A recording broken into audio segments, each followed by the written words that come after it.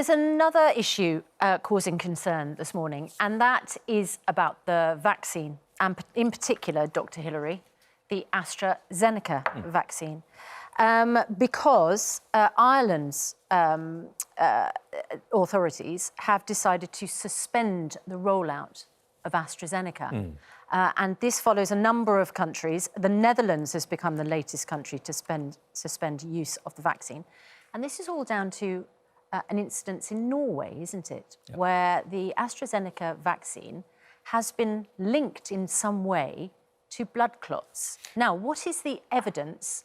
And is this causation or correlation just a coincidence or a serious cause for concern? It's almost certainly a coincidence. What we know is that whenever we have a medicine or a vaccine or a homeopathic remedy or a herbal remedy, there is a system in place whereby any possible side effects can be reported and investigated. And it's absolutely right and reassuring that we've got an investigation in place to look at the level of blood clots that have been reported both in Norway and Ireland and in all the EU countries, UK and around the world. Now, blood clots are very common anyway. They happen all the time. They happen as a result of taking the oral contraceptive pill. They take place after trauma to the body where blood vessels are damaged. We see thousands of heart attacks and strokes every year because of blood clots. So there are going to be blood clots anyway before vaccine was ever rolled out. So we're looking at the level of blood clots that are being reported as a precautionary measure. And actually, all the data that we have so far is that the level of blood clots is lower than it would be before vaccinations. So that's in itself reassuring. And that's across all genders, it's across age groups, it's across batches of vaccine, and it's across the different countries. So it's highly reassuring that at the moment there's no evidence of any causal link between the vaccine and blood clots. But it's a very good thing that we're looking into it.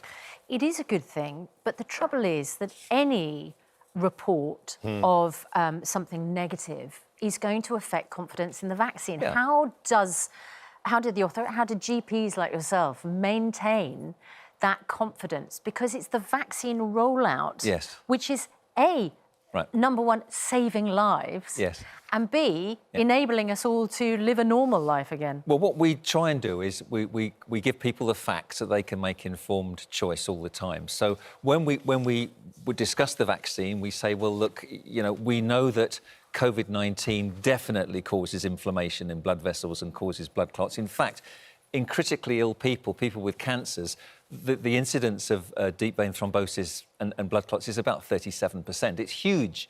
Now, we're talking about 15 cases in 23 million doses. 15 cases of deep vein thrombosis and 22 of pulmonary embolism where the blood clots in there. So tiny amounts. Normally, we see about 1 to 2 per 1,000 population. We're seeing, according to my figures, 1 in 160,000. Tiny compared to what we normally see. So I think that's highly reassuring. So I think GPs go about talking to patients about what are the risks of COVID, very high. Yeah. What are the risks of vaccination, extremely low.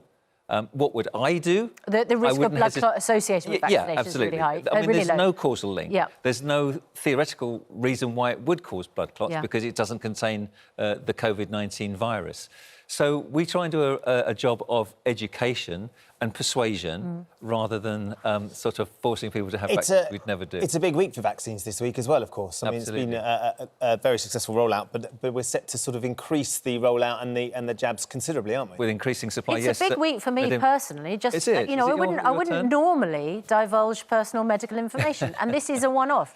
But I have my vaccine booked this week. Excellent. And I will be going ahead with to hear that. because I think it's, you know, the overwhelming evidence is that it is going to save lives. It's going to protect you from getting COVID. You can't help but see a headline like that, though, and sort of think, oh, we always. If you look at the data sheet that comes with any medicine that you're given, it's reams of information, and one case of anything reported anywhere in the world has to, by law, be reported on that data sheet. Yeah. So people look at these things and they get a little bit worried, and it's the GP's job to persuade people that actually that's a good thing that we look at side effects of everything.